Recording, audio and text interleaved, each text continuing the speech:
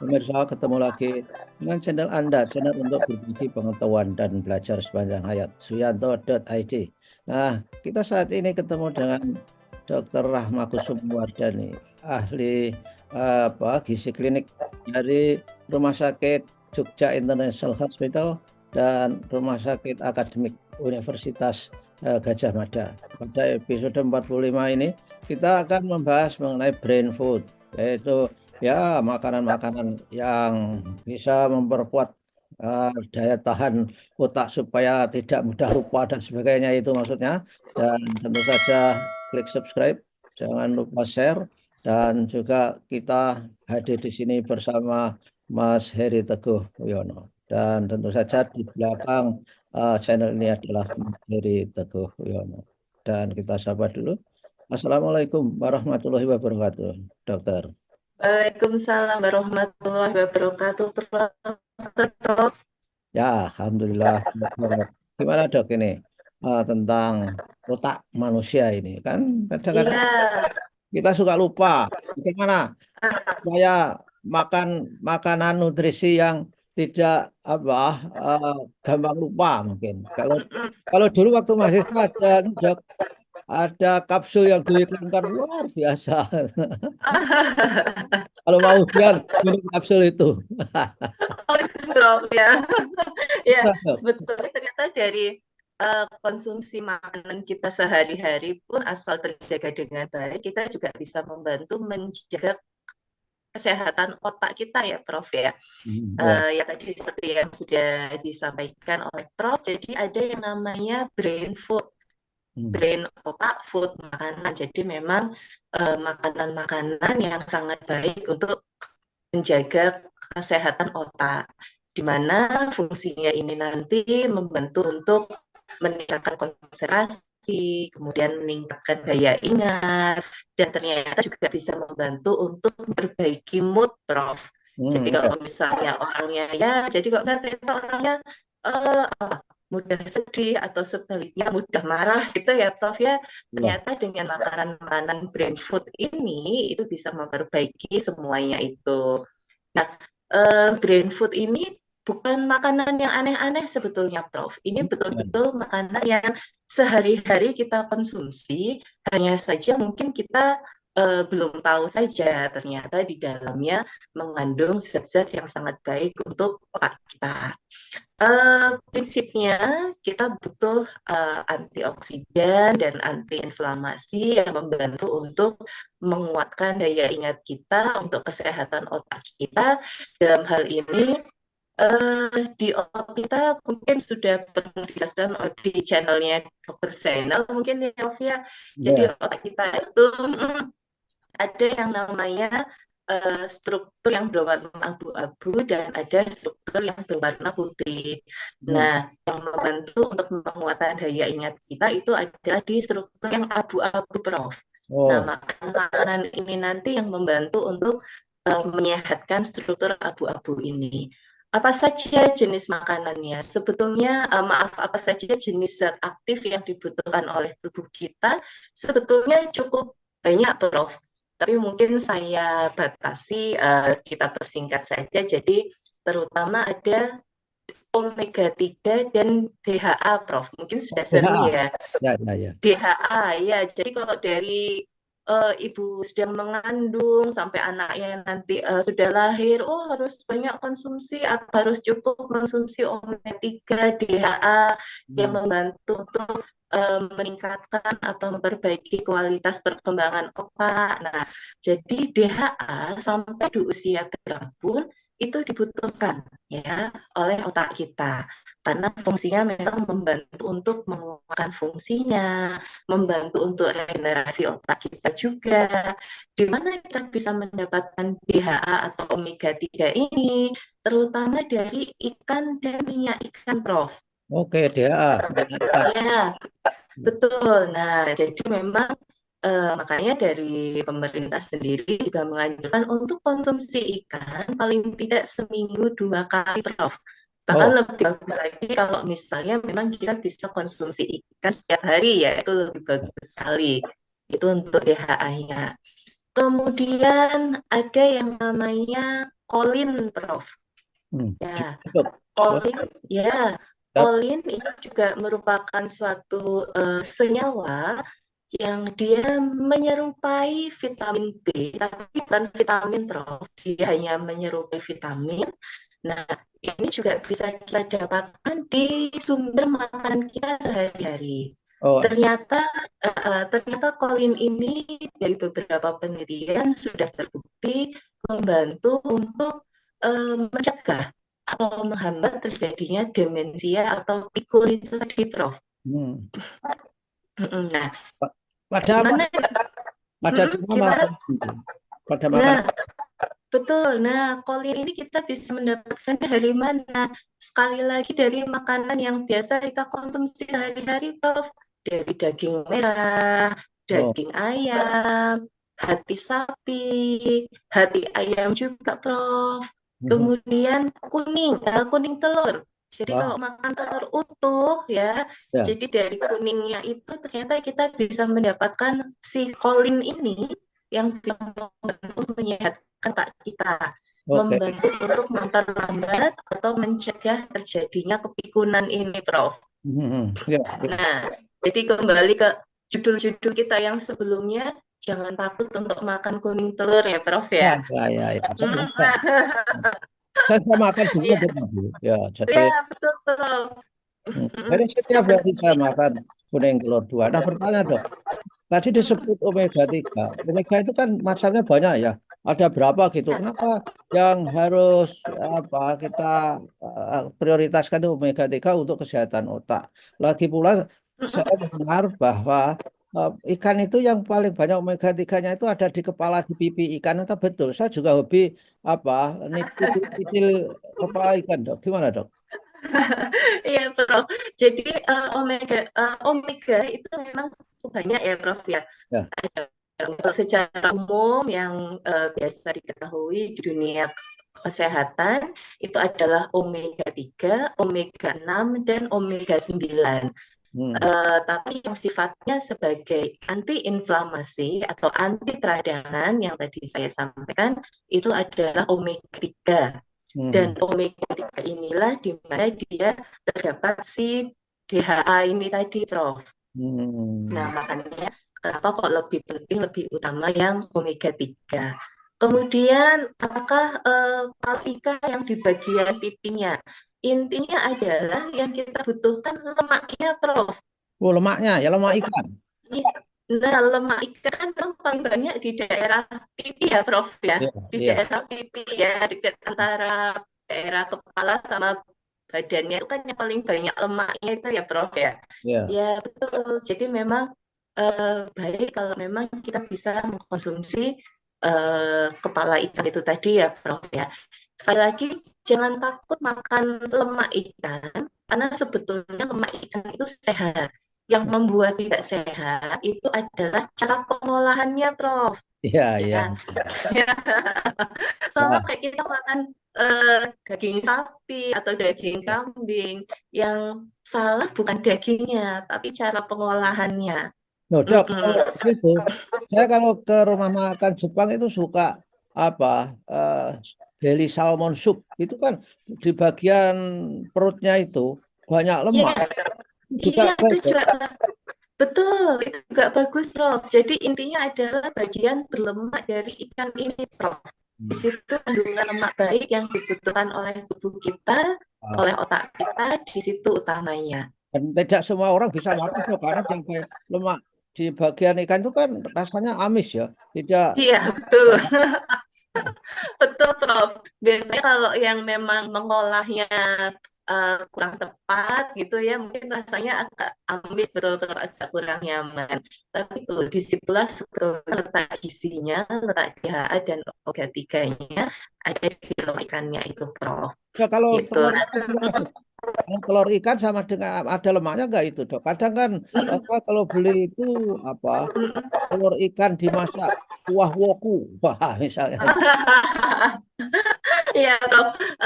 Kalau di beberapa jurnal artikel yang saya baca, telur ikan kok tidak disebutkan ya, Prof ya. Jadi lebih ke egg yolk atau ke di kuning telurnya, Prof. Ya, kuning telur ayam ya maksudnya ya. Di kuning telur ayam di situ yang memang disebutkan kandungan kolinnya, kolin ya dalam hal ini ya, itu tinggi. Tapi kalau untuk telur ikan yang kaitannya dengan brain food itu tidak disebutkan, Prof. nah ini kan tadi dari keluarga non vegetable ya dok. Kalau vegetable biji-bijian ada nggak itu dok? Yang Ah, masuk golongan brain food? Baik, Prof. Jadi kalau dari golongan nabati gitu ya, Prof, ya, dari golongan tumbuh-tumbuhan, dari gandum dan kacang-kacangan itu juga bagus sekali ya, Prof, ya. Kacang-kacangan seperti kenari, almond, itu dia juga tinggi kandungan omega 3-nya, Prof. Hmm. Kemudian untuk gandum itu juga cukup banyak kandungan kolinnya ya Prof ya, juga yang bisa membantu untuk memperbaiki kesehatan otak. Nah, untuk brain food ini tadi Prof, eh, tidak membantu mengobati ya. Jadi tidak berarti ketika misalnya seseorang sudah mengalami demensia atau kepikunan, kemudian ketika konsumsi brain food, artinya pikunnya kemudian sembuh gitu tuh tidak ya Prof ya. Karena memang Ya, damage atau kerusakannya sudah terjadi gitu ya Prof ya. Kalau di otak terus terang ketika sudah terjadi kerusakan ya itu sangat sulit untuk diperbaiki. Tapi harapannya tidak semakin memperberat kondisi demensianya. hmm. Kemudian ini sifatnya lebih ke pencegahan, Prof. Hmm. Untuk mencegah, nah jadi alangkah baiknya kalau kita sudah mulai mengkonsumsi makanan-makanan yang tinggi DHA, tinggi kolin, itu sejak dini. Karena memang sifatnya tidak berefek singkat ya Prof ya, jangka Ya. pendek, maksudnya ketika kita makan kemudian besok otak kita langsung konsentrasinya bagus langsung cemerlang itu tidak ya, jadi tidak seperti yang minum obat atau kapsul yang kemarin dulu itu ya Prof ya. Ya, ya, ya. Ya, Nah, pokoknya tidak seperti iklan yang menggunakan artificial intelligence yang menggunakan tokoh-tokoh dokter mengatakan bahwa obat ini bisa orang langsung. ya, ya. Kalau brain food ini sifatnya efeknya kita peroleh jangka panjang, Prof. Kita konsumsi makanan yang baik mulai dari sekarang, itu efeknya insya Allah akan kita rasakan ya mungkin nanti di 10-20 tahun lagi, istilahnya ketika memang masa-masanya misalnya usia 60 ke atas, di mana mungkin memang di situ sudah mulai terjadi proses penurunan fungsi. Nah, kita fungsinya masih bagus gitu, Prof. Ya, ya. Ya. Artinya kalau anak-anak muda kita disiapkan dengan baik, masa tuanya itu degeneratifnya itu tidak cepat gitu saya kira dok ya. Jadi Betul sekali, Prof. Ya, seperti Prof sampai usia sekarang gitu ya, Prof ya, masih daya ingatnya, konsentrasinya masih kuat ya, Prof ya. ya dikit-dikit dok. Karena sudah digunakan 71 tahun ya kita harus memaklumi, jangan memikirkan itu sudah sunatullah tuh nggak bisa di. Tapi dengan makanan-makanan brain food ini saya kira untuk setiap anak anak muda harus kita kondisikan dok supaya masa tuanya itu tidak drop begitu cepat. Memang ada ya drop begitu cepat saja. Nah ini apa dok? Kalau misalkan saja saya barusan pesen dok, kayak saya terprovokasi itu enggak biji apa bunga matahari itu eh, Ah, katanya itu juga ya punya khasiat yang dekat-dekat dengan otak. Jangan-jangan salah dok ya. Dan itu. Ya, tidak apa-apa, Prof. Jadi itu tadi yang saya sampaikan, beberapa jenis nabati, biji-bijian, itu juga bisa juga mengandung omega 3, omega 6. Nah, omega 3-nya ini nanti yang dia bagus untuk kesehatan otak itu tadi, Prof. Walaupun memang kandungannya tidak sebanyak kalau seperti di minyak ikan itu tadi, Ya. Prof. Ya, Tapi makanan-makanan brain food itu mungkin ya dampak ikutannya itu mungkin ya bagus juga untuk anu ya dok kulit ya kulit itu orang yang makannya baik itu kulitnya cenderung lebih baik daripada yang kurang memenuhi persyaratan. Gimana, Dok? iya pasti ya, Prof ya.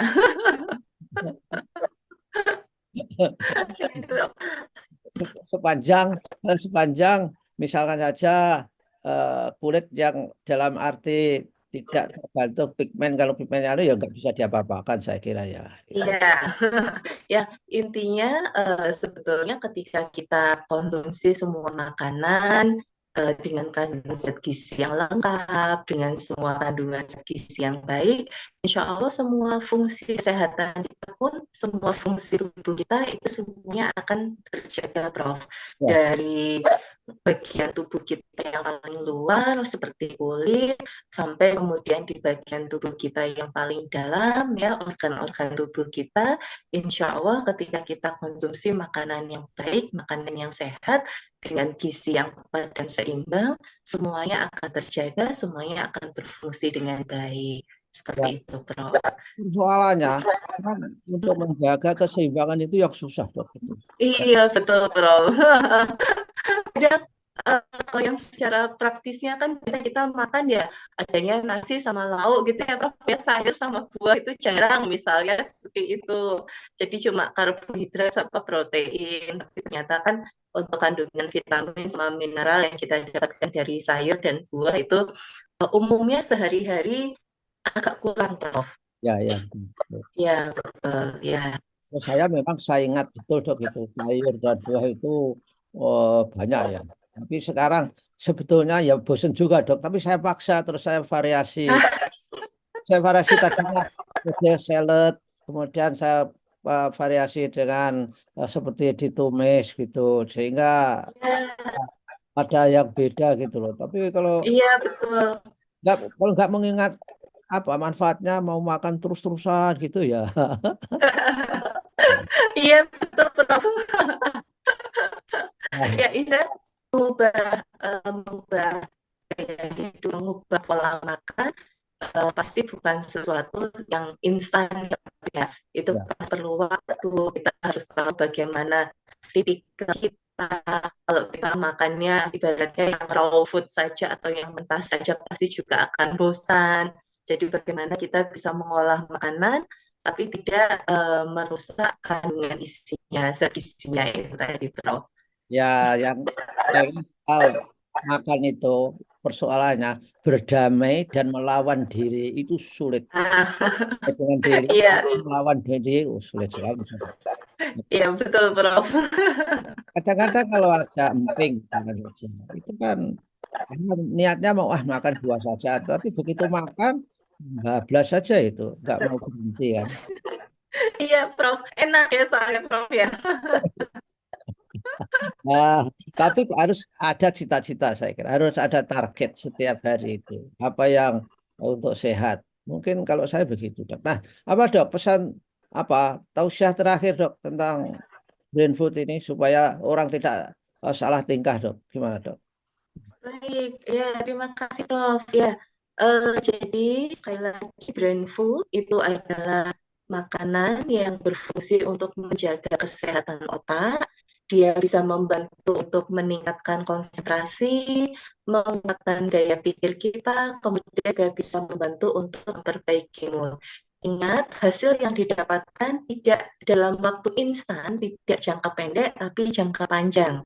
Sehingga alangkah baiknya ketika kita konsumsi brain food itu memang sejak dini. Nah, brain food sebetulnya zat aktif atau kandungan zat gizi yang diharapkan itu banyak sekali, tapi dalam hal ini yang utama adalah salah satunya kolin dan DHA yang terdapat di dalam makanan yang kita konsumsi sehari-hari. DHA itu banyak sekali kita temukan di ikan, atau minyak ikan, terutama yang di bagian lemaknya itu ya, Prof ya. Kemudian di dalam koli kita bisa dapatkan di aneka sumber hewani seperti daging sapi, daging ayam, hati sapi, dan bahkan kuning telur itu juga kandungan kolinnya tinggi. Tapi selain pangan hewani, kita juga bisa mendapatkan sumber tersebut dari pangan nabati, dari gandum dan biji-bijian, kacang-kacangan seperti kenari atau dari apa namanya, Prof, dari kenari dan almond ya. Kenari dan almond itu juga kandungan omega 3-nya juga cukup bagus. Konsumsi makanan yang sehat, konsumsi brain food dari sekarang. Iya, Prof. Mungkin kacang yang saya suka beli apa pistachios itu loh yang pistachios ya, Prof ya. Kan, Dok, tadi belum loh, belum disebut kambing, daging kambing, Dok. Itu favorit saya loh itu. Oh gitu ya Prof ya. Ya, kembali lagi, kebetulan kok yang disebutkan daging sapi ya Prof ya. Oh gitu ya. Emang kambing Iya, kita daging masuk ya? sapi, ya, gitu. Jadi bukan berarti daging kambing jelek ya, tapi dalam hal ini yang bisa kita dapatkan manfaatnya, terutama ternyata dari daging ayam dan daging sapi itu tadi, Prof. Oke, baik, Dok. Saya kira memang ada plus minusnya. Di sebelah sana daging kambing juga lebih hebat katanya, kolesterolnya lebih rendah dibanding sapi dan. Ya betul. Kan, tapi ternyata daging sapi punya keunggulannya sendiri juga, Prof.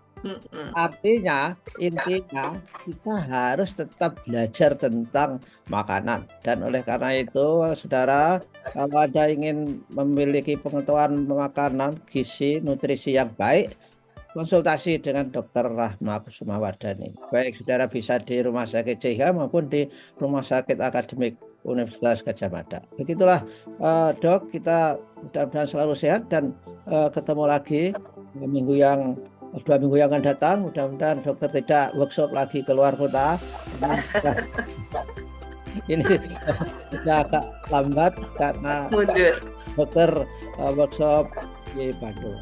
Itu terima kasih. Wassalamualaikum warahmatullahi wabarakatuh. Waalaikumsalam warahmatullahi wabarakatuh.